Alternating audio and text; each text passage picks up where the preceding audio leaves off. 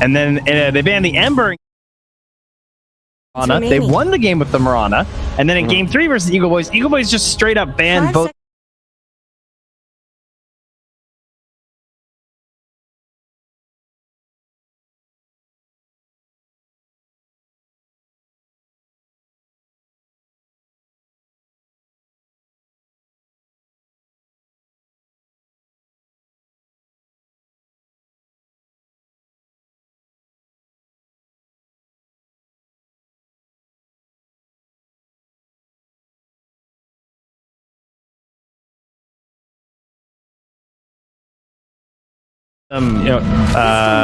Prep for a puck pick here. Ooh, yeah, I think that was good. I think they should be ready though, because I think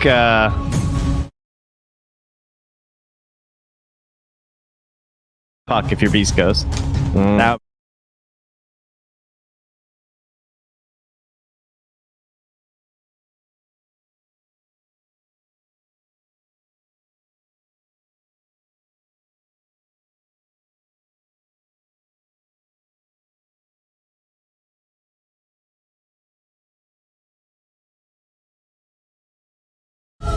I think it's okay. It's obviously a little defensive, but yeah, especially having a dispel is also pretty nice.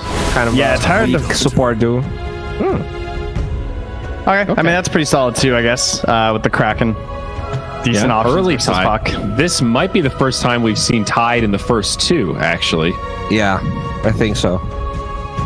But, I know. Very solid. Very good versus Lycan, very good versus Wraith King, both not banned, so 5 seconds remaining. I like it. So now, I will say, they also have not picked the puck in a while on Latam Defenders, but we also know that it's like the go-to hero versus Mirana, and I think it's going to get banned in the second phase, so if they want it, they pretty much have to take it now, I would guess. Yeah.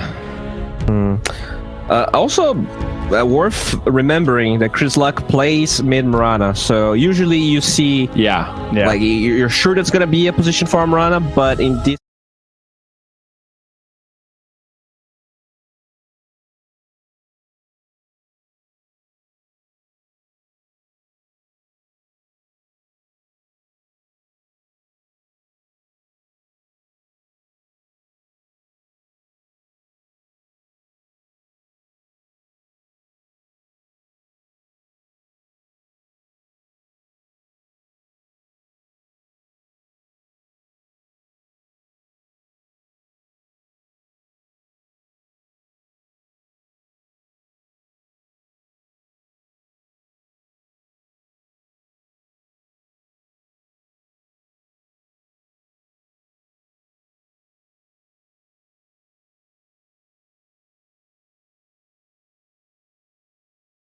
Is versus Ursa banning a Venno.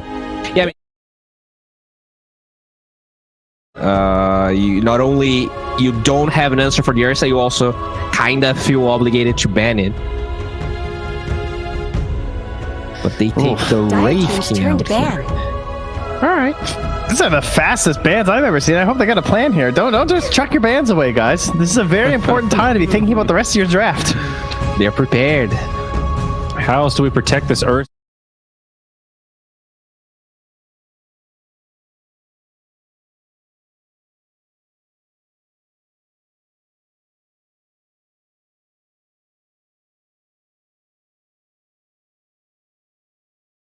If they picked it pretty much at this, so I might not even ban the Viper yet. Instead, like going for those roles that are like definitely open and are good matchups in that capacity versus the Ursa. Right. Value bans.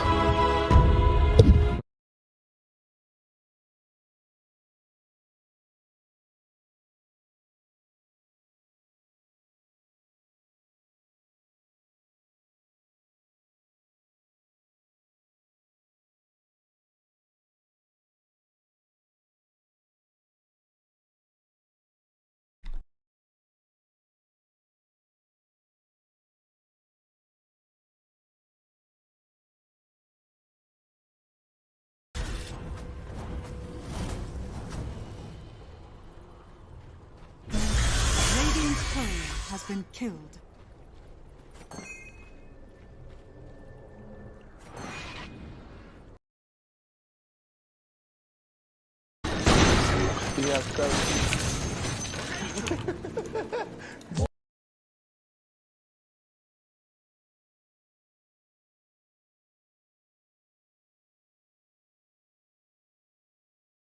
Dead. He's got 2 more leap charges. They got level 2 first. That should be pretty simple pick off there. And before the pause gets resumed into the game, DP mid 9-1 already has that first null. Courier is coming out with a bottle.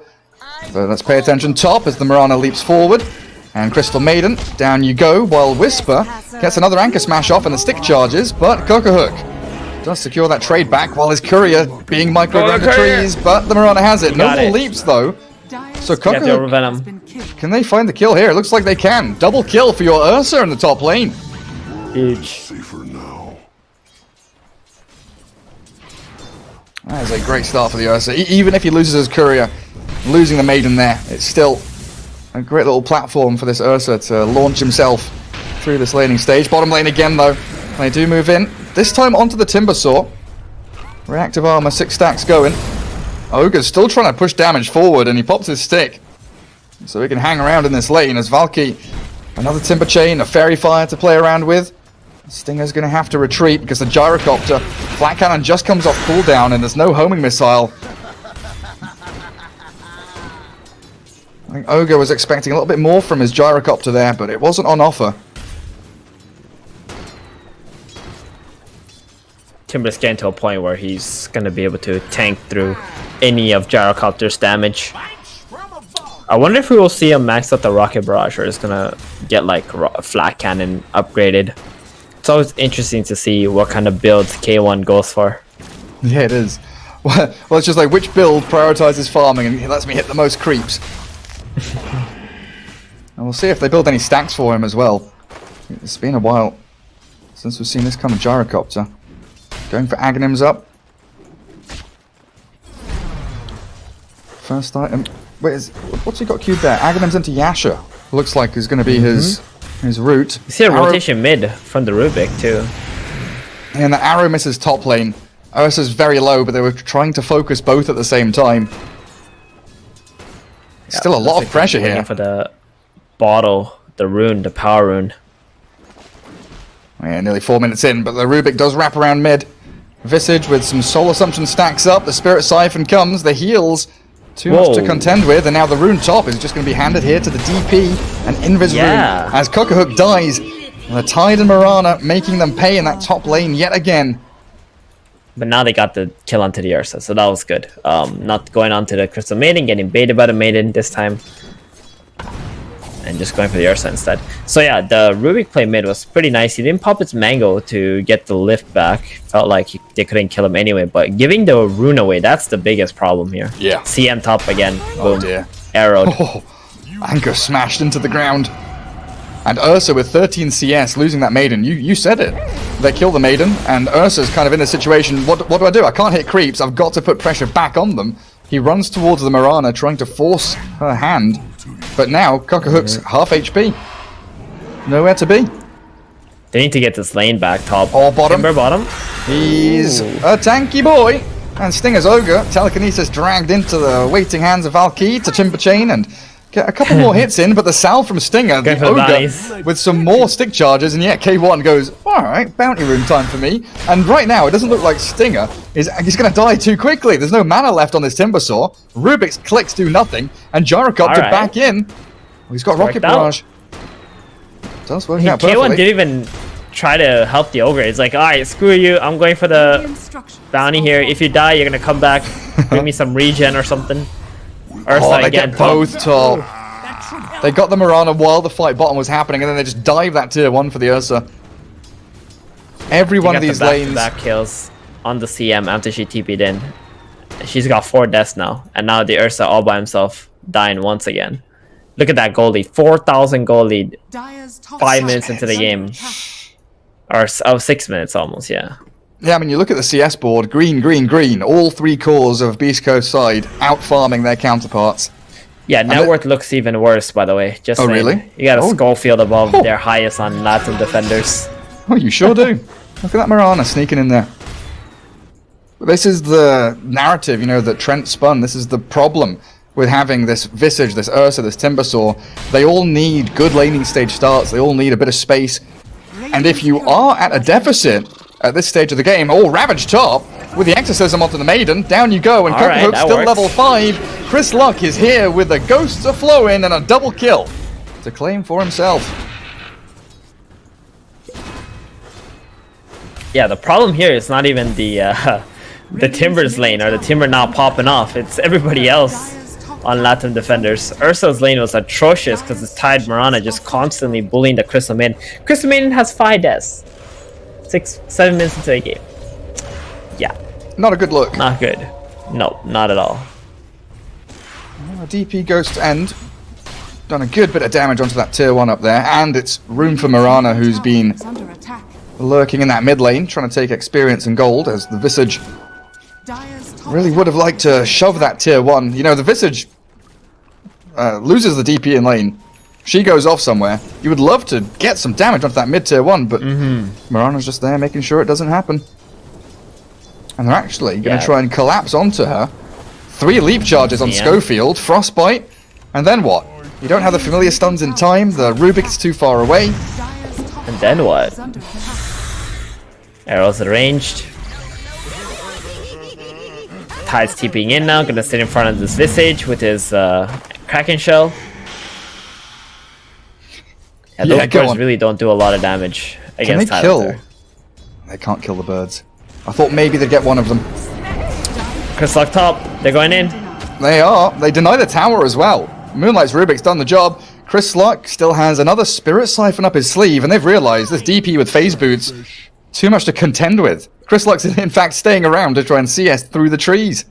Trying to succeed. Great job. They have had to, I don't want to say abandon bot lane, but Timbersaw did a good amount of damage to the gyro, and K1 now looks like he's just jungling for a bit. Yeah, you know K1 likes to go into the jungle as soon as he can. He does not like lanes. Oh, the Visage steps forward onto that high ground. Good familiar stuns holds the DP back. But it's, I don't know, you're making these defensive plays when you have 3 heroes mid, but I guess the fact that your Maiden is level 3 with no mana doesn't really offer you anything. So they'll smoke instead to try and connect with the Timber down at bottom lane. Desperately trying to make something happen. Timbersaw doesn't have a TP cancel, so Stinger, he's done his job there. Yeah, he was just chilling there trying to get some experience against his Timbersaw. But the moment that he's about to die, or the moments before he can die, he just TPs out, maximizing how much XP he does get. He's almost level 6 on the Ogre, so he's pretty happy. Chris Luck gonna drop his ulti mid now, since so many of Latam Defender's heroes went towards bottom to help this Timber kill the tower faster. And now Timber's turn to try and come in to defend that mid lane, but an arrow does stun him up for quite a while. High armor. He's okay.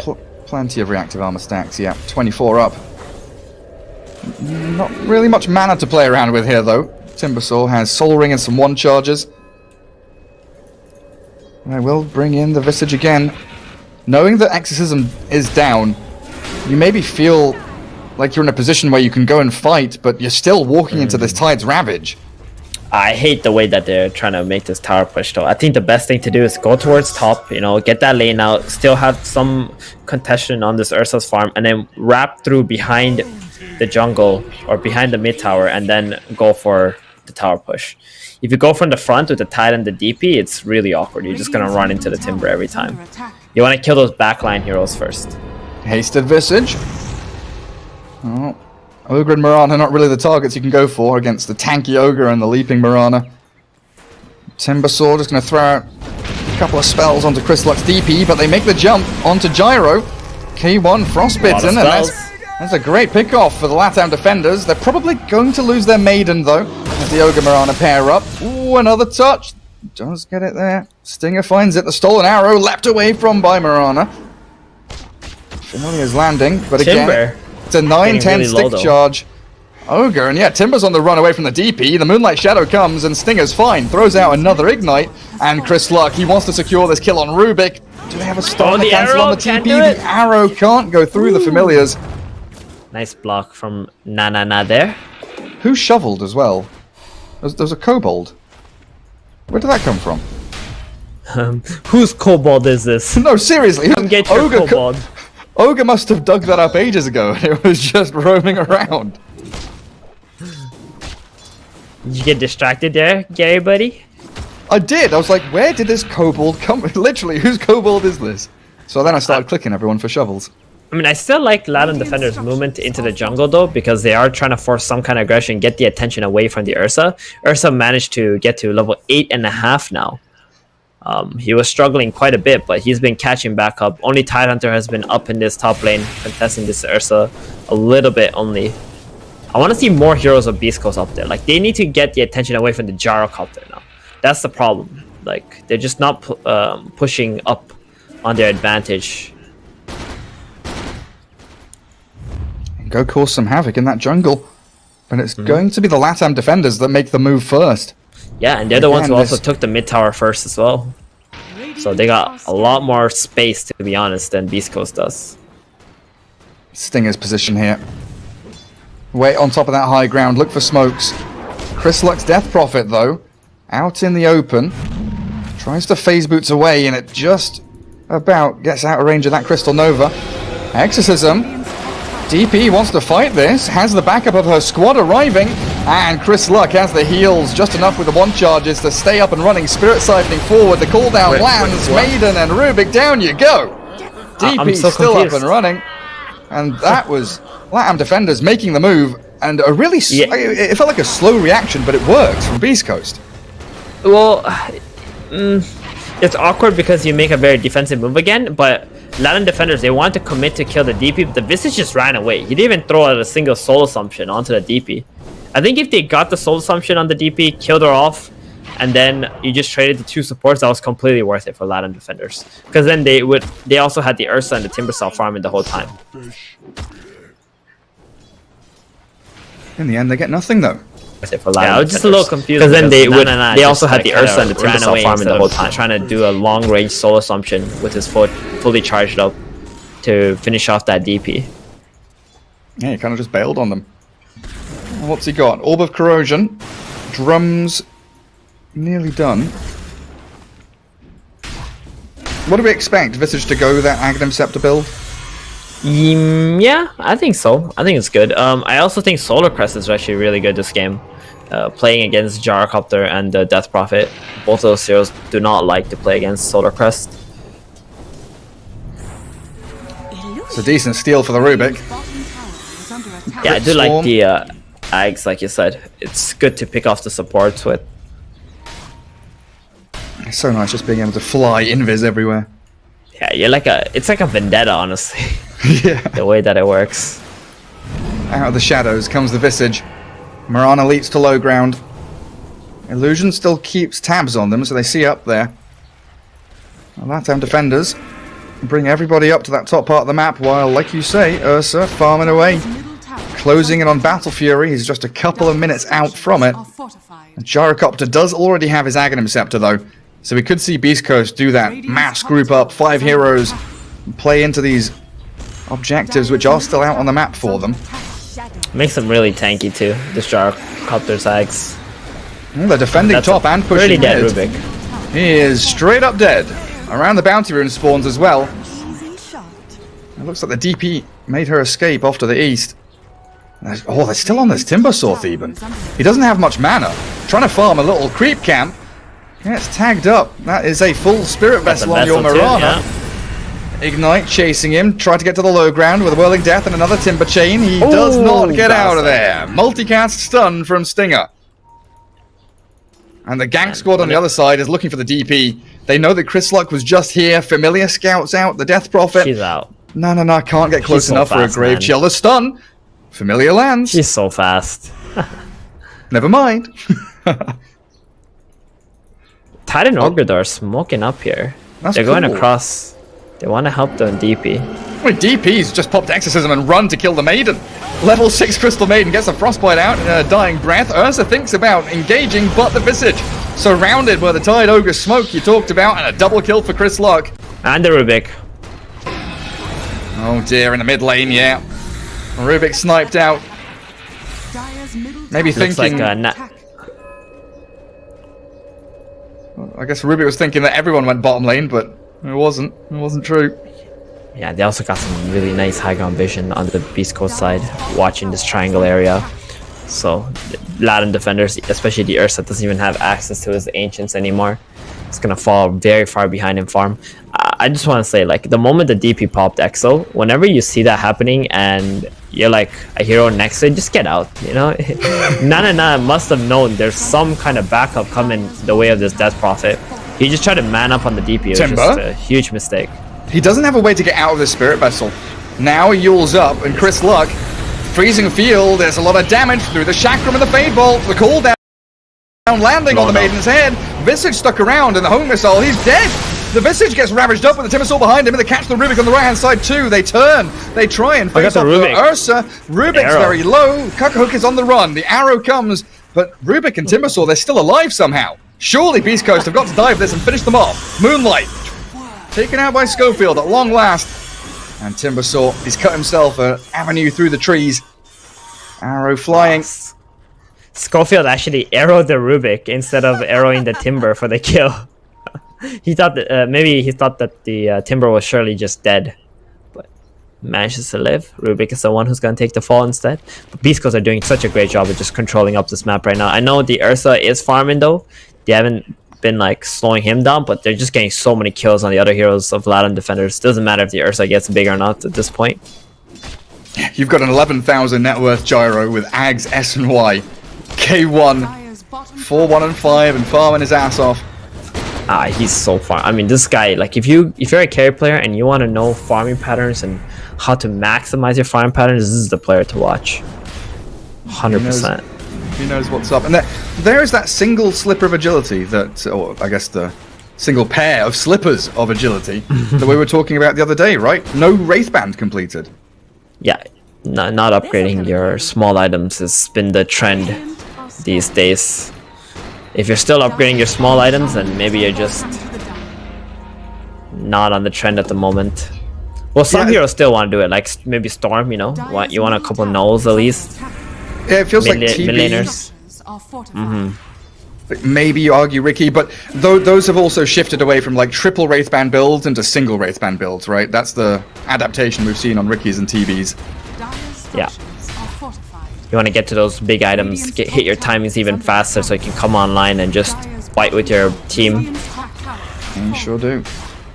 Top tier 1 for Latam defenders, and TPing 1 by 1 bottom. Timbersaw silenced up, the DP exorcism. Not stolen. That's silence for Moonlight. As Cuckhook does run forward towards K1. The Timber Shane Chakra. Fall down comes. K1. He's trying to battle here. Whisper, you're right. Node Ravage for 10 more seconds. But the Ursa, the Ghosts, they are destroying him. He doesn't have Enrage anymore. The self fuel's out on the DP. She's got no one charges. Spirit Siphon's not coming fast enough. And they blow through Chris Luck. Stinger's Ogre. He's trying to stand around here, but Cuckhook pops back to life with that reincarnation. And Stinger's Ogre has been left to his own devices as they had no Ravage. Yeah, they don't have no Ravage. They do take the tier 2 tower, but very nice play from Latam defenders, just utilizing that Aegis, going straight onto a Gyrocopter first, because they know if they leave him alone, he's just going to dish out a bunch of damage in the team fight. So pressuring him, getting him out of that fight, at least they don't get the kill on him, but they'll take the win with the DP dying. That should help. It felt kind of awkward with them TPing 1 by 1 like that. I always get this, panic, the fear of what's going to happen if you die 1 by 1 TPing, but it worked out. I mean, you've seen it so many times, like casting games or even playing in your games. Like someone's like, "Oh, go defend this," and then you just like trickle in 1 by 1 and just feed, just get blown up one after the other. Doesn't happen as much on tier 2 towers though. Mostly that normally happens on like tier 1 towers. Tier 2 tower, you at least have the protection of your glyph that can shoot everybody if they try to dive you. Oh man, Crystal Maiden, you poor fool. 10 deaths. That jungle is not yours. Alright, make the call, Gary. 17. How many deaths is... Okay, I knew it. 17 deaths. That's what do you mean you knew it? I knew you knew what I was talking about. That's what I knew. So, your guess is 17 deaths. That's what Crystal Maiden's gonna end with this game, eh? Yeah. I think I think Latam defenders have got 7 more in her. Alright, I'll say 14. Unless you reckon the game ends right here.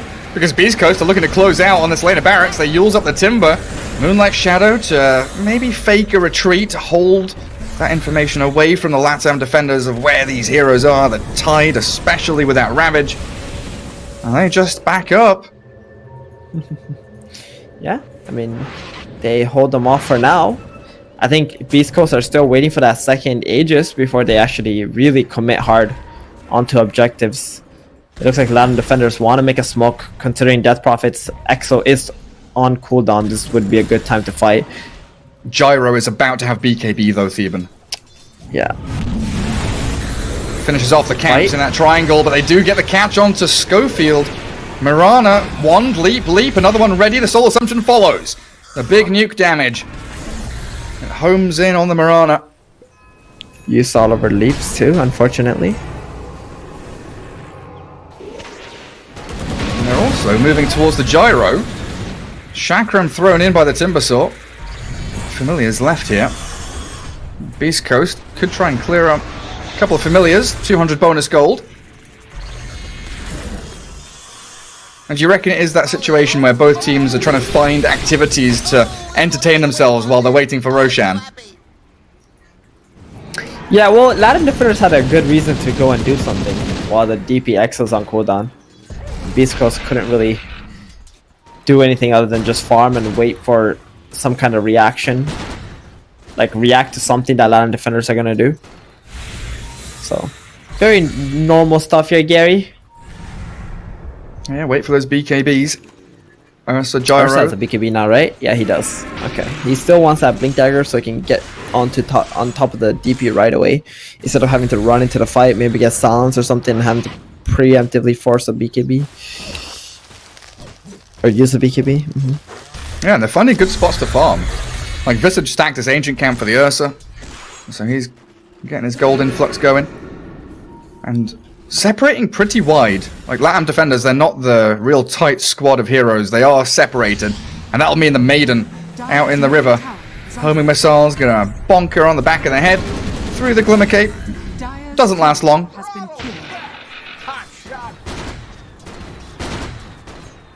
A big old line is drawn by Gyro.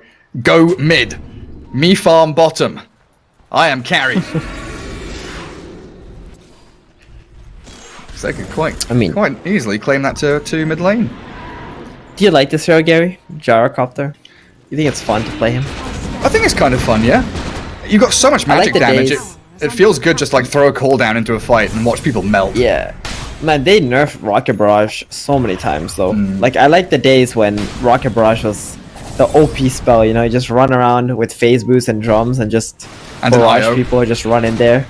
Yeah, I think you used to deal like 33 damage a rocket. Now it's like at 22. Yeah. Yeah, you can see how much they've nerfed that spell.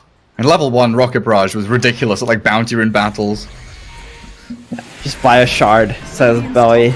Get that extra Rocket Barrage. It's not the same. You know, you gotta wait till 20 minutes for it. Yeah. You wanna run at them at like 8 minutes into the game. Level 7 Gyrocopter, right? Just charge at them. Those are the days. But yeah, also the level 15 talent. Who thought 40-second reduction on the cooldown of cooldown was a good idea? Oh, the arrow on Maiden. No. What are we at? Here's a funny story. 12 deaths now. Yeah. 5 more. I said 14, so I assume she's gonna revive. They're gonna get Aegis. She's gonna die. She's gonna buy back, die again, and the game ends. On the money. That's what I'm assuming. Because they're going top tier 3 again, Beast Coast, with the fresh exorcism. And they know that this Tide with Medallion, Vlad's Halberd, pretty much untouchable up at the front lines. Gyrocopter even feeling bold enough to run forward. Throw a homing missile towards Timbersaw. Rubik steals out Spirit Siphon, but your Timber, he's forced to Yule's up. Still has Hood Wand, but blown completely off the face of the map.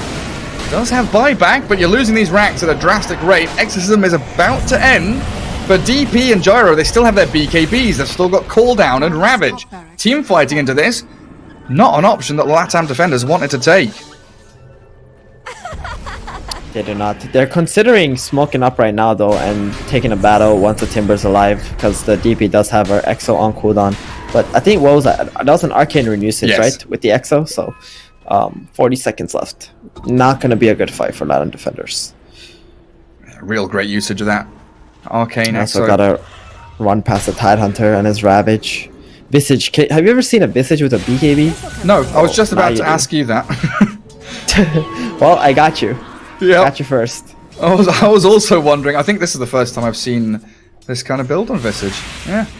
Orb of Corrosion drums into BKB. Well, he wants to stand. Oh, the arrow. No way. From an absolute million miles away.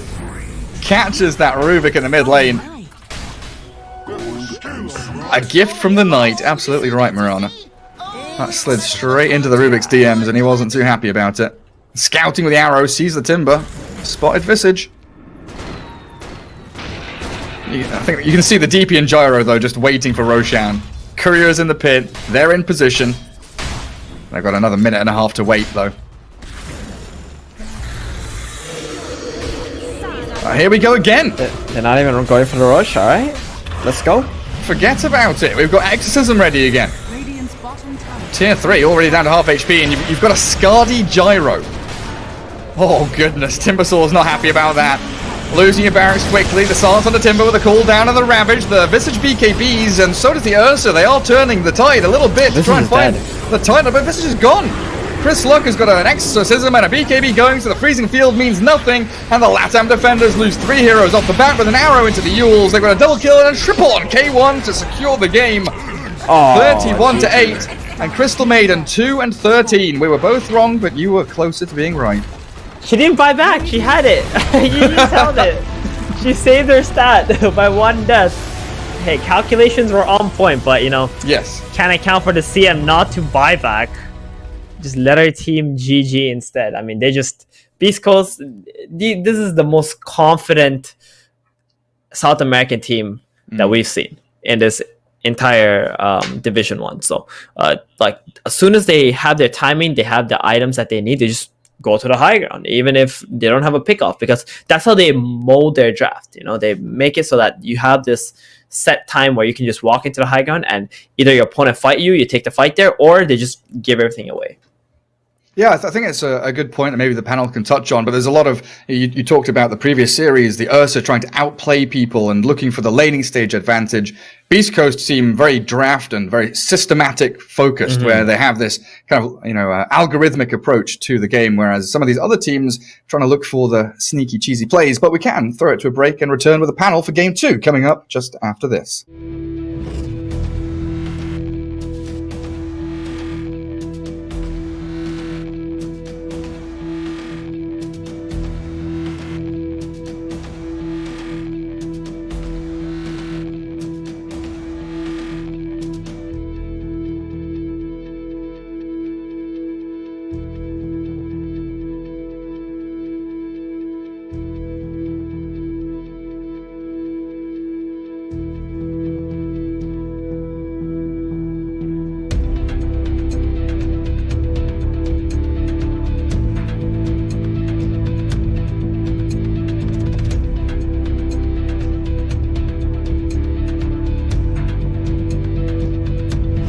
¿Qué equipos son tus favoritos para clasificar a la primera meta, sin contar con tus equipos? No tengo idea quiénes pueden ser los... no tengo idea quiénes pueden ser porque el lote es muy indeciso. Pueden ganar hasta los que estén últimos, o bueno, los que consideran ahorita los mejores pueden quedar, no pueden llegar a conseguir el viaje.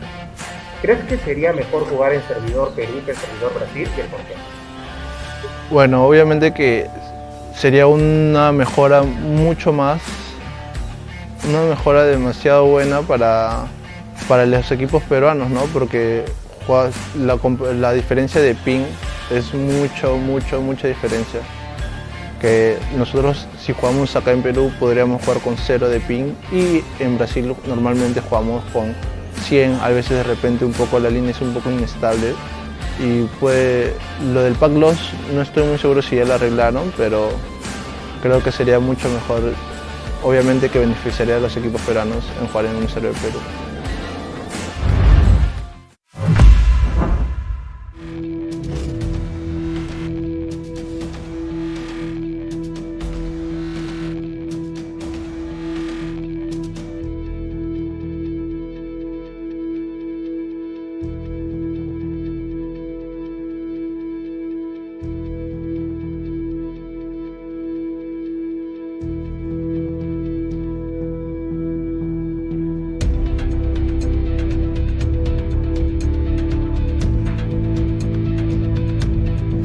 Mi nombre es Christopher Roldán. Mi nickname en Dota 2 es Moonlight. Tengo 23 años.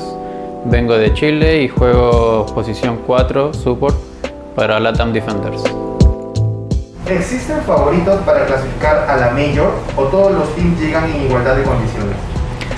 Yo creo que toda la gente tiene como favoritos a Beastcoast y a Thunder, que son los equipos más fuertes, pero sin duda creo que todo puede pasar y que cualquier equipo puede dar una sorpresa. ¿Qué resaltas más de tu equipo para esta temporada? Resalto las ganas de ganar.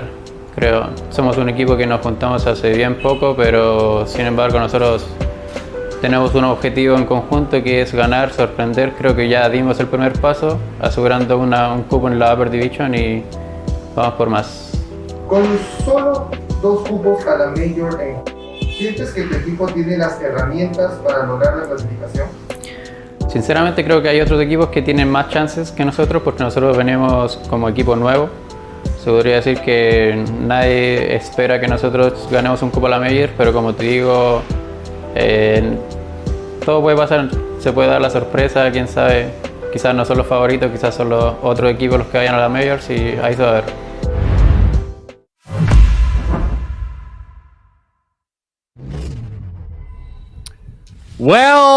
Well, back again we are, and fans of Latam Defenders a little bit more sad. I believe for about 4 minutes in that game. I mean, CM did feed an early first blood. Yes, they did give over 4 bounty runes, but there was a double kill for Cuckahook there, and I thought, ooh, maybe. Then I looked bottom and went, well, Timbersaw's not feeding yet. This is a hard lane, but ooh, he's got a kill. Maybe the Latam Defenders can start to. And then it all started to fall apart. That was about where you gave up, huh? Yeah, I think so. And 5 minutes later, I kind of checked out. It seemed like Beastcoast had a pretty good handle on things. But how we feeling about this one? I mean, I think we kind of expected it. You know, Beastcoast, international experience, they are definitely a super highly skilled team. That said, I don't feel like Latam Defenders in the mid game felt totally defeated. They were making moves. They were like actually playing the map well. You know, even though I like this Visage, I just feel like maybe if Latam Defenders want to try and win the series, they should just not cheese this game. Just like pick normal heroes and just try not to lose the lanes that hard, right? Visage is a hero that inherently just loses the lane, or at least doesn't win it. And it just makes the game really hard. You need that your mid laner to pick things up, gank, and Visage doesn't do that. So it just allowed for that super early top tower. So, you know, just get a co-op, just get heroes that move, and I think Latam Defenders might have a better shot here. That all sounds pretty good, not gonna lie. They needed it to be faster, right? There was potential, and I agree. They actually did well, considering how far they were behind against a very experienced team. I was surprised how long it took, which I guess maybe gives a little bit of hope over to the defenders here. Definitely. Yeah. Overall, though, I will say they were pretty damn clean in a lot of those team fights for Beastcoast. Like some of those ravages into cleanup. Like the Timber got away the one time, but other than that, it was pretty swift in terms of execution in a lot of those engagements. Yeah, we saw a little more of that lane bleed as well. It's really hard to lose all 3 lanes. I mean, that's a pretty obvious statement when it comes to Dota 2, but given that they basically lost 3 lanes, they responded pretty well. Now, Visage is a weird one. And I mean, Trent, did you feel like that was acceptable Visage versus DP losses, or was that a stomping of Chris Luck proportions? It seemed pretty extreme from what I was observing. I mean, I'm sure it's like a little bit worse than usual, but it's not like you can't have too many expectations for a Visage, right? Maybe you could think about something at the level 6 when it comes to a rotation, but the game plan of the DP is just a lot easier. And I would say both of them are also very dependent on the side lanes. And so because the side lanes went well for DP, then she can rotate and be empowered there. Whereas if Visage hits 6, number 1, not going to get a very good rotation to help out for a kill. And number 2, if you try and pressure somewhere else on the map, you're probably going against stronger opponents than your opponent would be. So you're just in a pickle there. Yeah. I gotta say though, Beastcoast, they definitely showed why they're such a good team in South American region. They if this was another team, I think we could have waited a second Roshan, a third Roshan. They went high ground twice without Aegis, and they're like, all right, use Exorcism. We got the tower. Let's head back. You're right. We've because definitely they seen saved- teams throw there at that same exact kind of junction. or way too long and then like give the enemy like another power spike in another part of the game. They were just like forcing things whenever they got their power spikes. I think it was just super clinical. Just well played. Well, let's see if Beastcoast can do it again here. Maybe a quick series after all. Game 2, we've got a draft. Let's hop on in. All right. No nicks as per usual. But Clockwork now making his way into the first ban duo here. Back to the first pick, Marana for Beastcoast, and a snap from the Latam defenders into the Undying. All right. This doesn't want to die 12 times again. Picks the Undying. Hot? Okay. All right. Excuse me? Is that Undying into Marana? Trent, isn't this where we yes. insert the conversation where the hero matchup's bad, but something power spikes? Yeah, but it's the first pick. Like, is that really how busted Undying is? I don't know if he's that busted that you could just pick him directly into one of the best supports. If they're like, oh well, this way Chris Luck won't play it. That's like, I don't know. That I do feel your pain here. It's, I mean, it is good for the lane, right? As long as it's good for the lane, and as long as the Undying can get some good high ground tombstones, it might not matter that much. The Marana has lived to take it out. It's true. And look at that. There goes Shaman. So is this Chris Luck Marana confirmed, or could they be playing Shadow Shaman 5 here? I think it's likely Marana mid, but as you said, there's a chance. You can do Shaman 5. You just need a 1 that can get away with it. 10 seconds remaining. And they have 9th pick on Beastcoast. So I think that increases the chances. I suspect this Marana could be mid, picked this early. Lycan, though. The old Lycan. All right, well, Tide will probably get banned. Now, Trent, back to the stats here. Now, Valkyrie, I'm going to educate you, bud. This translates to Valkyrie. Valkyrie, and that's a StarCraft shout. He was a StarCraft player. Really enjoyed the animations and voice lines of the Valkyrie on Terran. So he copied that for his name. Now, follow-up fun fact here for Valkyrie, or the Valkyrie. Lycan, favorite hero. Listed in the top 3, number 1. So, for better or for worse, Latam defenders still going very much into the comfort zone here. Arete's doing similar. They know. Because next to Crystal Maiden, Undying is his favorite hero. So, the 1 and the 2 for so far.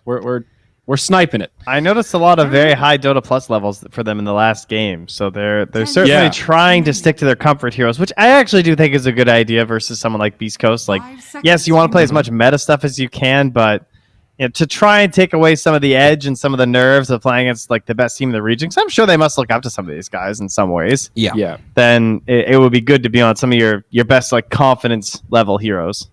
And I think 1-to-1, if you know your position versus the enemy position of the same, if they're better than you kind of definitively, you're best playing a hero you know really well. That's your best chance of trying to get an edge at some point. So I'm with it. I abide. Both teams, though, ready to push. I would like to cast the magic wand again as to what hero I'd like to see.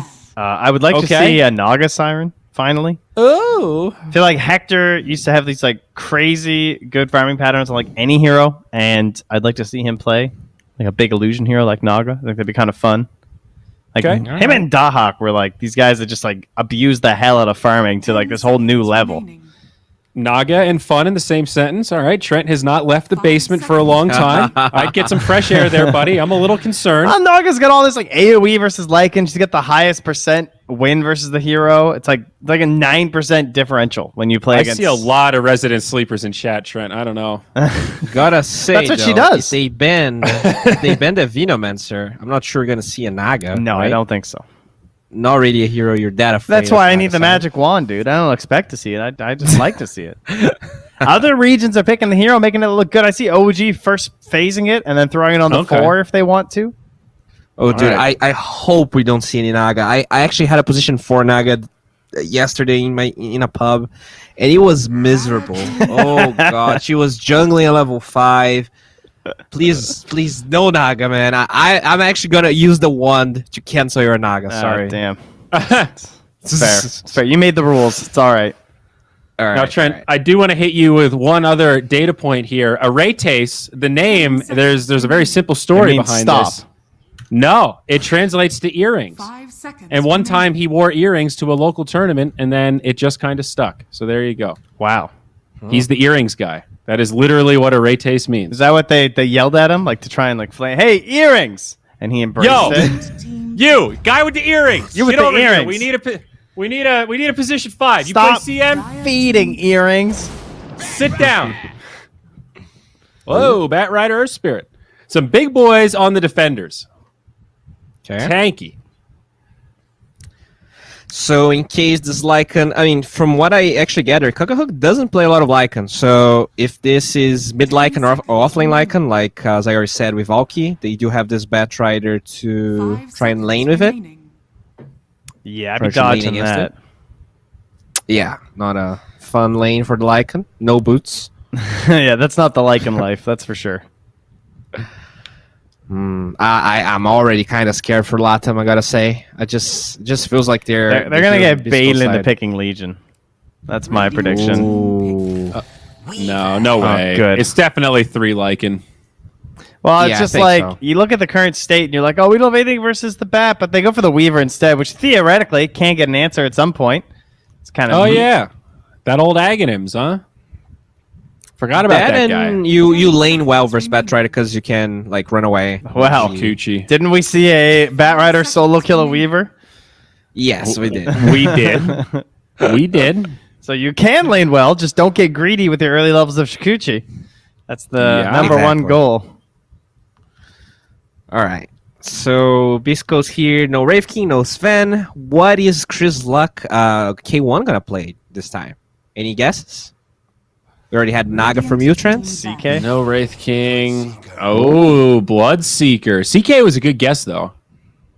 So I guess how do we see these roles? Is this a 3 Bloodseeker, a 2 Bat, and then we're looking for K1, or is this the K1 Bloodseeker? I feel like it's K1 Bloodseeker. I think that's the beauty of it. Yeah, like you could play him 1, 2, and 3. Remaining. Yeah, I think I it's feel like I likely see Whisper. one, and so they can 5 Okay. the Shaman, 5 theoretically. seconds remaining. Oh, Yeah. right. Yeah, that's one of those position ones that can get away with it. There you go. Even could be 4 Bat. This is musical hero right here. Dire team ban. Pacman, eh? Yeah, Bloodseeker is so good versus Lycan. You just rupture him and GG. Pretty good versus same thing Weaver with too Weaver. there, bud. Yeah, that's Yeah. Oh, Slider would have been nasty. That would have been a really good pick, actually. There's the Lycan and the Weaver. Tide is still in after all this. And they actually banned the Visage. A little respect. All right. Don't want to get gargoyled here. Yeah, I think they should ban Tide. Tide looks very strong right now. I agree. Yeah. 10 seconds remaining. If they ban Tide, Timber is also still in. 5 seconds. I think remaining. Sand King is really strong too, right? Oh, they take the Timber. I think they got trapped here between the two. A lot of choices. Even Underlord still available. Beastmaster removed. He's not going to be in, but Tide just looks nice. I actually like Underlord here because you can disengage from the Shapeshift, from the Tombstone, and then you can just fight again once those cooldowns are down. I kind of like Zyra's idea. Yeah, you can go either way, I think. Also, pretty good wave clear versus the Lycan push. there's a Dark Seer too. Solid wave clear. I mean, they could still even go back for something like a PL if they wanted to, theoretically, right? They could, again, have so many options with the lane flexibility. Dude, the Underlord is so annoying, though. The AoE Pit versus Lycan, Earth Spirit, and Weaver, 3 highly mobile heroes. Having that reliable catch so they can't just run around in the fight gives your team something to fight around. Tide Hunter, Tide Hunter, Tide Hunter. Yeah. Oh, man, Trent wins Yeah. It's always All right. Trent. Get him. All right. Don't fix what isn't broken. Invoker? 10 seconds Isn't he remaining. I'm assuming. I'm actually thinking this is mid bat with 5 seconds. Shadow Shower remaining. Mirana. That's really what they can do. Like they can swap between the Mirana and the Batrider. I don't think there's a hero Latam can pick that like destroys. Their last pick is not strong here. I think they're gonna go for some like Queen of Pain type hero. Okay, Storm. Something that can just jungle. Yeah. That's all right. Similar category. Yeah. I think Storm's the better option, of course. Chris Also- like instantly grabs the bat. Yeah. I mean, Storm doesn't care about the Rupture, and I think in that crewmates versus inverse game, we saw the Storm Spirit destroying the Batrider. I think Analog Yeah. died twice in that game in the lane. And so this is kind of cool that like Latam defenders, while Beastcoast do have a lot of initiation, like amazing initiation across all 5 of these heroes, Latam defenders have a lot of really mobile, annoying heroes. Like poor Aretes here is probably going to get sacrificed in a lot of these fights, but they've got a lot of screw this, I'm out type heroes on Latam defenders. Yeah, it's true, actually. It's kind of interesting. Like I don't know that it'll work. I'm favoring Beastcoast, but it's an interesting angle on the draft. If they hit the Ravages, though, these fights look pretty brutal. Yeah, I'm with you. Like Ravage I'm into with you Silence or Lasso, and even just someone getting ruptured. Because you're talking about, yeah, we can all run away and stuff, but if one guy gets ruptured, then he either just gets fed to the enemy, or you guys all stand and fight, and you just lose more heroes, you know? And as cool as Aghanim's Weaver sounds, it's Cuckahook Weaver, so I don't think we're going to see that on the one. That doesn't sound great. So, all right, guys. Is Storm getting Orchid? And if he is, what's your timing prediction? Oh God! All right, I went hard last time. I'm gonna go 13:45. Oh, geez. I'm gonna go 12. 12. I was going to say 13-18. Oh. That's a All hard right, one. so All right. everyone thinks it's going Orchid. Good. Let's Hopefully, go. Coach Gary's. I don't even know got if he that is going to written order, down. but if he does. If he does, all right. we've got some Orchid predictions here. I feel like he Bowie won't. the laggard on that. Well, let's I see also what think he happens won't. here.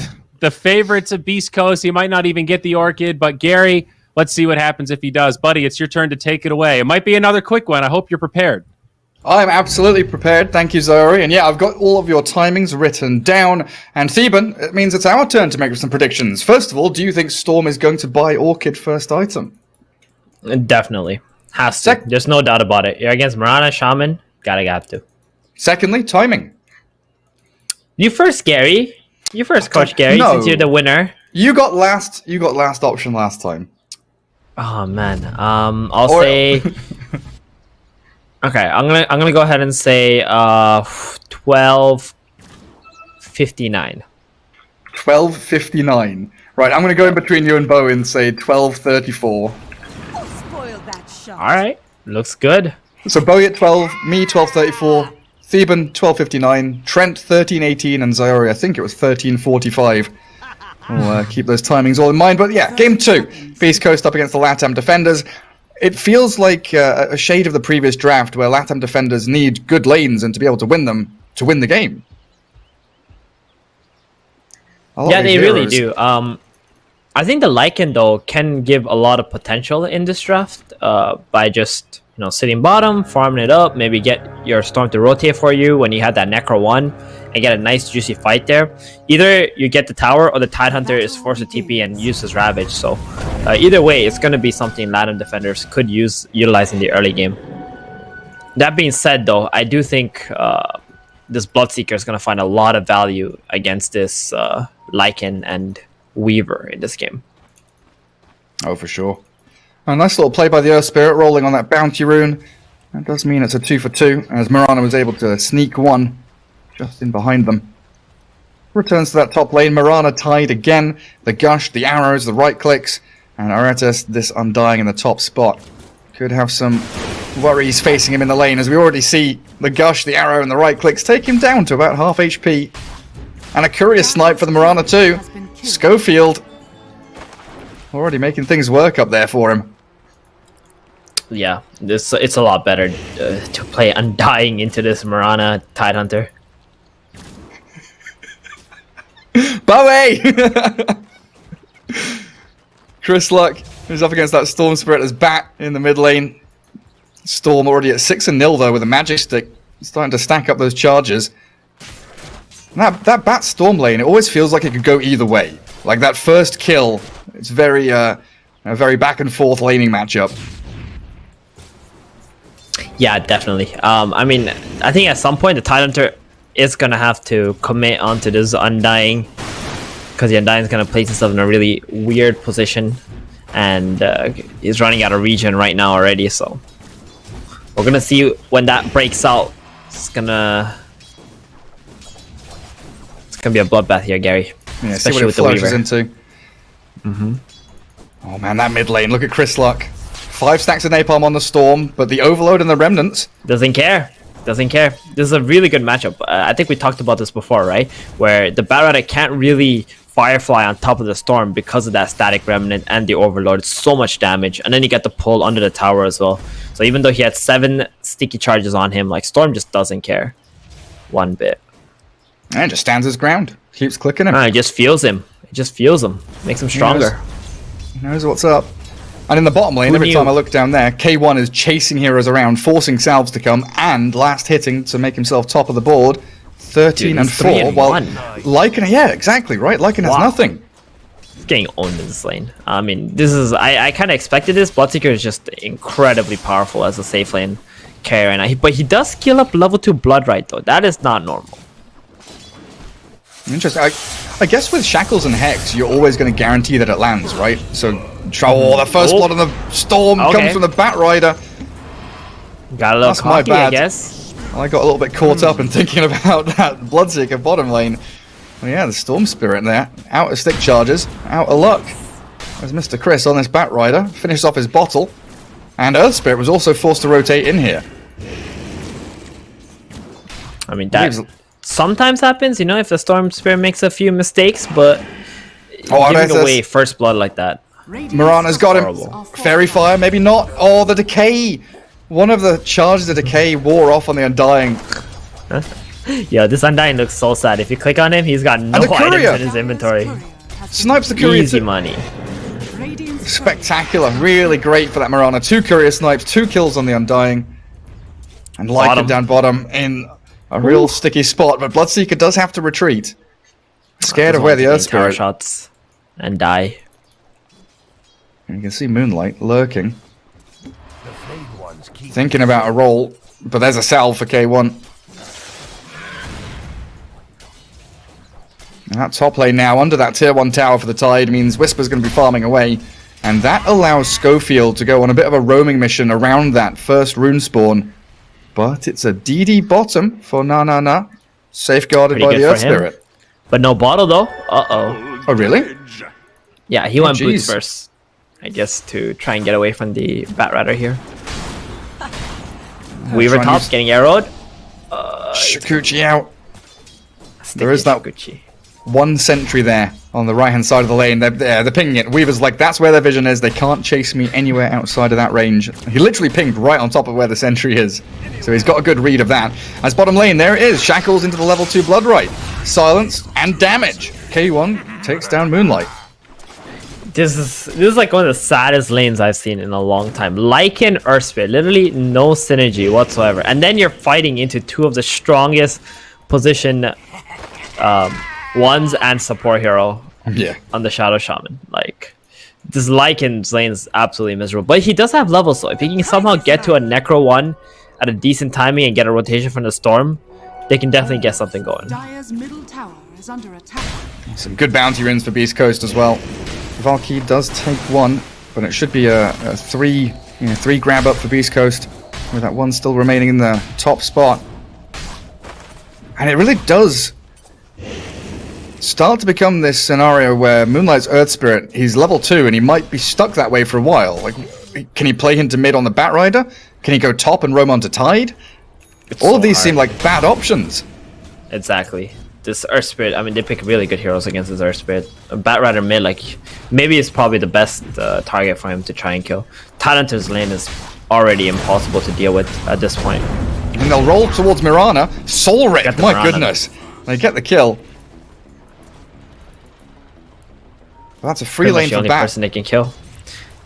Mirana doesn't get the leap off either. She had 10 stick charges. Didn't expect that Earth Spirit to show up. It was a pretty instantaneous death with Boulder, the kick, and the Soul Rip. I'm seeing a lot of these Undyings, like not max out Soul Rip anymore and max out Tombstone instead. How do you feel about that, Gary? I really like the two. I like this build, like 1-2 build, because then you have so much kill threat onto heroes where you're able to actually just take them down. Not so much for the heal onto your allies, but the actual ability just to swing a fight. But if you go more than this, I feel like you just lose all of the like efficacy, all of the strength of the Tombstone because you're just not scaling as fast. Bottom lane, Shackles, Bloodright. Does catch the Lycan, but the Storm, Vortex up K1, Bloodseeker dragged back, the Fairy Fire and a Tango through the trees, forcing Storm to use a bit more mana than he wanted, but they should still grab the K1 kill. Another Ball Lightning's there, and Shadow Shaman also brought down under the tier 1. Very good reaction there from the Storm. And this is going to give Lycan a lot of space right now. I think, does he have the Necro Book coming out? No, he doesn't. He needs about 600 more gold, and then he'll have it. Bloodseeker now has to make a decision. Gary, is he going to go back bottom to defend against the Lycan, or is he going to go top and try to pressure up the tier 1 there? What's the answer? Well, actually, maybe he doesn't need to think about it because Lycan's smoking up with the Earth Spirit. Oh, mid lane, Undying, burnt. They want the Batrider kill. He has an Invis though. That does not look like a possible kill. Yeah, they don't have any reveal on them. And Mirana's still here, skirting around that mid lane. Has level 2 arrow ready. Lycan sends some wolves out. Still smoked. But Chrysluk's Batrider is a very difficult target to go on. Maybe this 8-minute bounty rune is going to bait him in. Moonlight still hidden behind the trees. Chrysluk, the illusion rune, gets stolen away from him. But he just pops into Invis and he runs away. There's a dire sentry. He comes out of Invis now. Lycan shapeshifts. Chrysluk, he turns and fights. That was really a great setup by Latam defenders. Now moving towards very Mirana. patient. Very patient. Triple leaps. Lycan give another rundown though with a shapeshift. Schofield, 2 more leaps to go. Lycan, you're not going to chase all the way into that tier 2.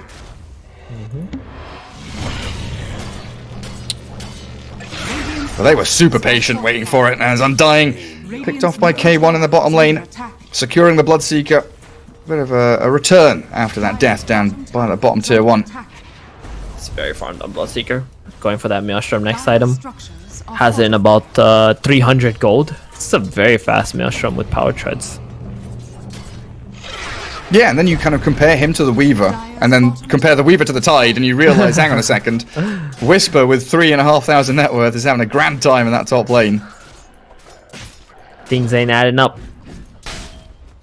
Hey, he's nearly got Vlad's done, hey? They got the Necro 1 though, at least on the Lycan, so that's gonna help him farm very fast and put some pressure onto this tier 1 tower bottom maybe. We need to see the Storm be more active. I don't think this is the kind of game where you can just sit back and farm up at all. You have a Lycan and a Weaver on your team. You're gonna have to make space for these guys so they can make space for you later. Just don't forget Storm is playing that very important secondary game, the race towards Orchid, so we can all figure out who's the winner with our timings. That arrow trying to get in onto the Storm. Undying at this point, he's just a casualty of war every time he steps out onto lane. I don't even know where he died. Yeah, I want to know how many deaths in total he'll have after these 2 games, or after the series. Quite a lot. But they roll on Batrider, unfortunately missing the rolling boulder, and they've lassoed the Storm into the Star Storm. No arrow though. Firefly's going, but yeah, the arrow did miss, allowing the Storm to get a regen rune and bail away from danger. Pops the regen, trying to ball lightning away from the hit of the Batrider, who gets rolled upon, and the Weaver's arrival, Shikuchi in, Chrysluk. That's looking doesn't dead. have flame break for 3 more seconds. The Batrider's screwed over here. Not getting the follow-up he needed, and the Latam defenders take him down, while the Rupture on Lycan allows K1 and Stinger to chase forward. He's half HP, and that Blood Ride's going to be able to secure him. Or maybe not. K1 retreats. Undying. Valky's alright. The Undying keeps them all up and running, allowing the kill on Stinger, while this roll forward, Earth Spirit nearly snipes the Courier. Chain reaction of events there. K1 had to leave that because the Storm's region was still running. The Batrider last-ditch effort tried to cancel that region. Nah, didn't let him do it. And then Whisper's Tide comes in, puts himself in front of the tier 1. And that's nice it. Kill on the catapult, and that's done. That's the end of the push. Tidehunter shows up. Alright guys, pack it up. Time to go home. Time to go jungle. Batrider has his travels now, at least. Oh, Cocohook. Flame Break back into the Firefly. Time lapse away. Chris Luck was just trying to force that ulti out of the Weaver. Dude, this Weaver is like 2,000 gold behind K1. K1's already at Maelstrom going towards the BKB. Weaver just got his Javelin. My goodness. That's pretty nuts. Terrible. Storm TP's mid to zip into the jungle. That's his home now. Shadow Shaman getting initiated on by Moonlight. Solo Magnetize. And now a Moonlight Shadow with a Blood Right into Shackles. Stinger has found a setup here onto the Earth Spirit, who has 1 charges in a roll, but K1's damage just way too much. Way more than he could handle. Radiant's bottom tower is under attack. Oh, and an arrow on... Oh, if that caught the Undying. Schofield is committing for that. Our Spirit doesn't have Magnetize, so this next tower defense mid, it's not going to look too hot. They do have an Arcane Rune on the Storm. They would like to fight. Radiant's bottom tower. Oh god, he's last. Oh, no way they caught the Storm. Yep, he's dead. Alright, rip. Orchid timing. He's still ways away. How did he die there? I was watching that happen. I saw the Batrider chase him. Storm ran away. I look away, and then he's lassoed. That's it. He just lassoed him. He just chased him down and lassoed him. Storm didn't jump away. He didn't want to waste any mana because he had an Arcane Rune. He was hoping that they would just get off him and they would take the fight. Gotcha. And this opens up a tier 1. Serpent Ward's there. And Whisper just frontlining as the shapeshifted Lycan wants to kick off a fight. Storm's TPing in, and there's Moonlight with a roll towards Tide, but this is into Ravage. Tide's just going to use it, catches everybody. Now the retreat from Beastcoast, though, as Valkyrie Lycan shifting forward, but ruptured up, forced the TP. Follow through not available as the roll will move forward, try to save the Storm, but no, it's gone too deep. And Moonlight, he went in for the saving move, but loses his life with Aretes left all alone. It's a double kill for K1, and Beastcoast, they pull the trap card, they suck them in, and they make sure that after that Ravage was used, they got the team fight win. Dire's middle tower They're out. I mean, that's all they had to do. They just baited Latam defenders into them. Latam defenders feel like, okay, at this point, we can't really farm our way back into the game. Let's take the fight. But, man, they're really lacking the lockdowns. The Storm pull is pretty much the best spell they got for a lockdown, apart from the Earth Spirit. But Earth Spirit, you know, it's not always guaranteed. It's going to hit somebody. And Undying with level 1 Tombstone. Like, when your fights are so important to get you back in the game, it feels like Tombstone is one of those tools you could have. That's a thorn in the side of Beastcoast, but at level 1, Namarong just hits it a couple of times, and it's all gone. Nah. He's triggered. Has a regenerant bottled. Gonna be able to use it as he gets out of there, and Moonlight, well, yet again baited in by his spirit brother. Oh, man. What was the other game? It was like the Storm and the Earth Spirit, they got some kills together, and this time, this Storm and Earth Spirit are like baiting each other, yeah? Yeah. We can do it, big brother! Oh, no, we can't. What is the Storm's Orchid timing going to be? It's like past 15 minutes already. So who was the highest? Zyori was the highest, 13:45. He's going to be the closest, but I think everyone's a loser in this scenario. They do jump Whisper, but they've already spent all of their stuns.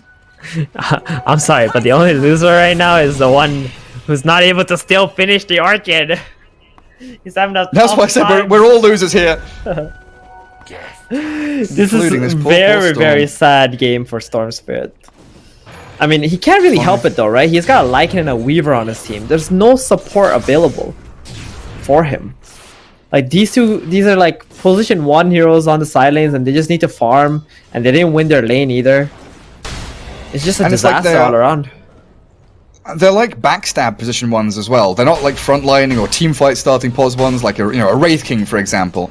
These are heroes that want to backstab, kill supports, and Storm, I mean, all 3 of their cores want to do the same thing. They drop a Tombstone mid as Latam defenders move towards Stinger, but he's Serpent Ward and Shackles. It's ended in an instant though. Vortex on the Mirana, and a Ravage from Whisper. It's a huge one, yet again with a Blood Right from K1. He gets a double kill straight out of it. Aretes is going to get hounded by this K1 Bloodseeker now. S&Y, Maelstrom, Treads, and there we go with a triple kill for him. Arrow towards Cocohook's Weaver. He's got time lapse and more Shikuchis up his sleeve. Batrider not going to be able to follow through on it. Dire's middle tower. Try to make But it's it another arrow game happen. here where Beastcoast just feel like they are the prime team in South America right now. They are the kings. Untouchable. This is the kings of South America right here. You're watching them play, and for good reason. Dire's middle tower is under attack. You know, a lot of people, Gary, don't know that this team exactly, got top 8 at TI. Yeah, when they were infamous, right? Was it Infamous? Was that their team name? I can't remember what the team, but this exact players. It was. I think it was before they became Hamburguesa, the cheeseburger cats or the hamburger cats. It was Beastcoast. Okay, there we go. Bowie, Was it still Beastcoast? Okay. Yes, it was still Beastcoast. I thought it was, but then you know, you made me doubt myself there for a second, so I wasn't sure anymore. Maybe I'm confused. And I will tell you, getting top 8 at TI is not a joke.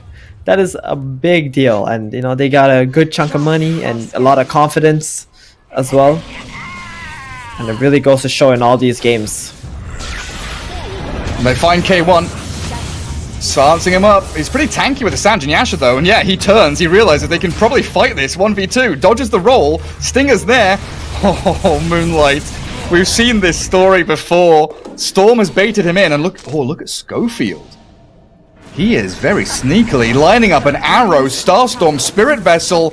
Oh, na, trying to ball lightning away. Spotted under the Thirst, and another Spirit Vessel charge with a Flame Break. That setup from Schofield was gorgeous.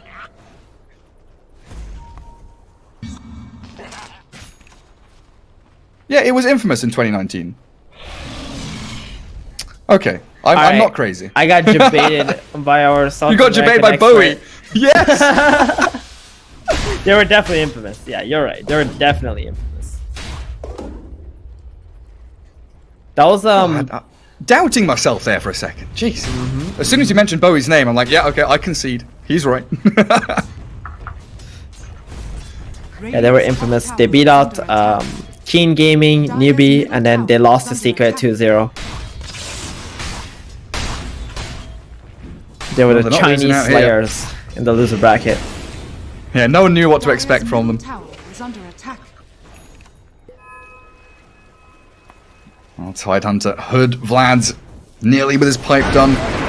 It's up in 2019. Oh, I forgot. Storm? I mean, he's got his Orchid. I didn't realize what time it was, but he's been ravaged and lassoed. He gets the pick off on the Shadow Shaman. The rest of his team's like, what do we do? Shadow Shaman buys back, the Undying drops his tombstone, and Aretes there, he's trying. Bless his little Undying heart, but he can't stand up against it. While K1, he ruptured the Lycan, but it is a swift TP home.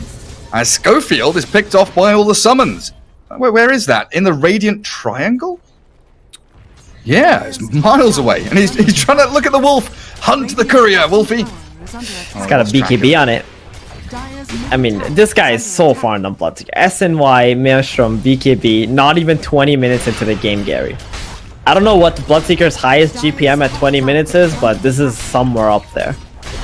600. Yeah, it's like 678. It doesn't read as an amazing GPM, but it's 20 minutes into the game. That's the kicker. Dire Outpost top, probably not going to last too long. 20 minutes hits and bounty runes have spawned. But Beastcoast here, yeah, they're pinging it now. Roshan Pit is fully under their control.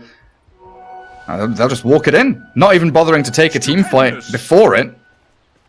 They're feeling incredibly strong.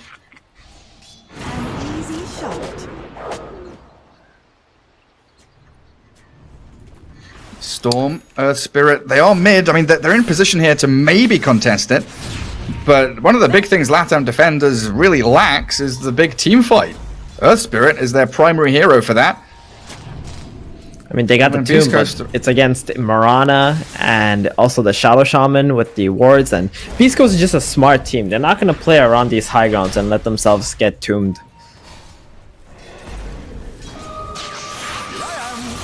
Storm does find the zip on the bat.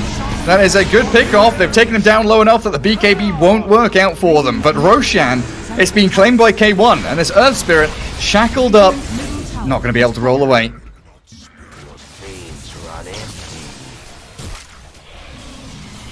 And that was a Storm with an Arcane Rune. Feels so bad when you're itching to fight. It's nearly Roshan time. You've got Arcane Storm, but you just can't find that easy access towards an actual team fight you can take. Wait, what was the timing on the Storm Orchid again in the end? I don't know. I didn't. I lost track. You just of it, gave honestly. up. You just gave up when it sorry. wasn't the time that you said. No, it wasn't just my time. It went past 15 minutes, and then we claimed Zyori was the victor because he had the highest number. So I just give Zyori the win. He needs one. Damn, the savagery. I mean, you know, Gary, like the previous game, I think Bowie was catching strays, and now you're sending some Zyori's way. Yeah, you got to keep them in check, you know. Lycan being kept in check by the Bat and the Mirana, very boldly pushing that top lane. Storm Spirit or the BKB from Chris Lark. What's he gonna do? Blink away? Try and fight? They're jumping in, jumping out. Schofield still trying to think about this leap into arrow play as they do silence the Mirana. They have mana. But exactly, right? Nanana's like out of mana pretty much completely, but the Earth Spirit roll, he's been baited in by his teammate. The Storm has died, and Earth Spirit with Magnetize, he's gonna kill Chris Luck. That's a play. At the very least, he gets that done, but meanwhile in bottom lane... in Japan over here, this is what's happening. Going from Beast Coast to East Coast right now, off to the right-hand side of the map, the Weaver thinking about the backstab, but these Serpent Wards have already cleared through the tier 3, and Moonlight, oh, he's got to get out of the Blood Right, K1 still chasing, ruptured up Earth Spirit, finds the kill. And the Weaver, oh no, the Weaver, arrow! What is Weaver up to back there? Just dying as a Ravage from Whisper takes the bug out, dead for 50 seconds, and the Serpent Wards are still up, shredding through the barracks in his bottom lane.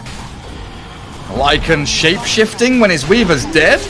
Let's see what Valkyrie can do, because Storm Spirit zips in, aiming the Shadow Shaman. Moonlight with a good roll. They found a jump onto Schofield's Mirana now, and trying to focus her down, they just pop wands and turn away. Storm's out of mana, Lycan can't stick on a target, and shackled up, he's gonna die. Nah says, stack neutrals. We can come back into this game. Let's go. Just joking. It's over. It's over. Oretes calls GG. Nanana wants out of here as well. Beast Coast, just the shining golden gods of South America right now. They seem untouchable. Absolutely. I mean, I want to watch these guys play against Thunder Predator, SG. Those are some nice matchups, I think, for Beast Coast. You know, see how those games go. But yeah, I mean, this game was just absolute stomp. I mean, today we're just getting stomps after stomps. Gary. Yeah, pretty one-sided. Yeah, I mean, in this draft at least, what really happened was the lanes were just so favorable for Beast Coast, right? You got this Mirana, Tidehunter, Undying Weaver. Technically, they should have done well, but I think they got a little bit outplayed in the lane. And then the Bloodseeker Shaman, that lane was like 90-10 against Lycan Earth Spirit. There's nothing you can do as an Earth Spirit to like help your Lycan, you know, get any kills or anything like that. So tough. And Batrider also solo killed mid, which typically doesn't happen against Storm, but yeah, happened, and one thing led to another. You win 3 lanes, and the game always becomes a stomp when that happens. Yeah, and then Whisper's tied unkilled, 2-0 and 13 in that game. Just sits in top lane, TP's mid, defends the tier 1, and looks pretty damn good. And that matchup you were mentioning, Beast Coast up against Thunder Predator, that is in 6 days' time, so we're definitely excited to see that. But boys on the panel, 2-0 victory from Beast Coast. That was incredibly straightforward for them. Oi, Gary, too straightforward. I wanted to see my Latam defender boys maybe stretch that out to a game 3, put up a slightly better fight, but 23 minutes, kind of eerily reminiscent to game 1 here, boys. Fell apart way too quick for the defenders. Yeah. I have a nice stat for he can tell when a game is a super stomp. Okay. The total number of stacked camps was, 7 for Beast Coast, and only 3 for the defenders. Okay. It's like, you know, that's why they lost. Obviously, yeah. It's like the game was just so over. They didn't even have like a post laning stage because the game was lost in the laning stage. They couldn't find it. It ran away somewhere back then, and that was it. It's like all those packets we still haven't found from those laggy qualifier games. They're still in limbo somewhere. Yeah, that Orchid timing for Na was just sad. And I think they even really pointed it out well. Not entirely his fault when you have a Weaver and Lycan on the side lanes. and then an Earth Spirit and Undying support combo. There's not a lot of room to give to make space for the Storm when he's struggling.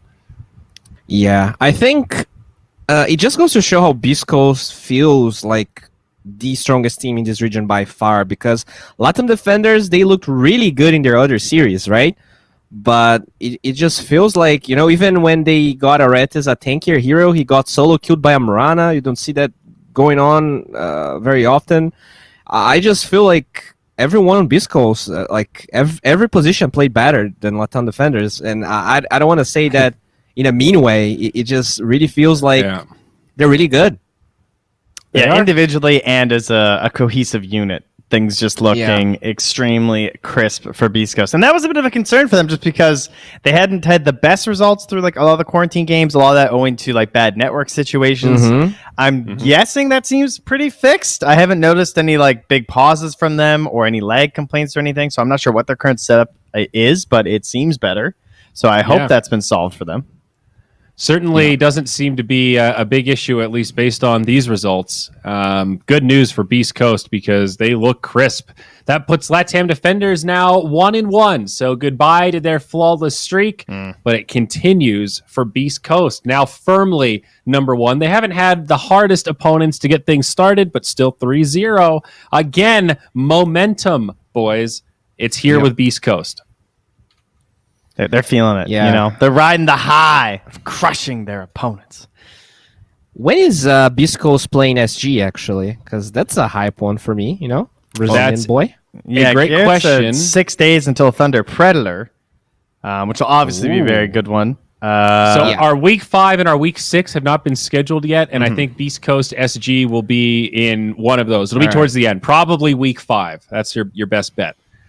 Okay. And we are now in the tail end of week number 2. We have SG versus Thunder Predator. That'll be coming up tomorrow. And then that will round out our second week of SA DPC coverage. I hope you guys are enjoying it because it's going to fly by. Before you know it, I know it's going to be week 4. I'll be like, Trent, can you believe we made it all the way through the first 4 weeks of DPC? It's flying by, man. It's just, it never ends. I mean, there's Dota on all day. I'm just putting it straight into me here. I love watching all of South America. I'm learning so much about these players. It's great. I don't want it to end. And you know what? When it does end, we'll just do another season. Well, that's true. Yeah. That's true. There's, this is the gift that keeps giving. And after that, guess what? There's going to be even another season of South American DPC. That's right. The trifecta. Also, I saw the major was announced today. It looks like Singapore is going to be the destination that this first season of DPC is leading up to. I think that starts March 25th, something like that. So 2 months away. Still a lot of questions surrounding that, but again, top 2 from the upper division from each region going to the major. That's what these teams are fighting for. But we'll be back tomorrow. Another hype matchup. I do want to say, though, jokes aside, even though the Latam defenders got kind of demolished by Beastcoast, I still think that this is the good practice for the Latam defenders that they were excited to get coming into the upper division. And don't count this team out yet. They might be down, but they're not out. Still a lot of opponents still to come, and maybe they can still surprise us, Trent. Yeah, they can make any team look like they're struggling, So yeah, don't be too hard on yourselves. Absolutely. All right, gang, we're coming back tomorrow. Some Brazilian Dota, and then after that, we'll have a great interview with Costa Bile coming up on the podcast. A lot of South American Dota coming. Hopefully, you'll come back and join us tomorrow for more of the action.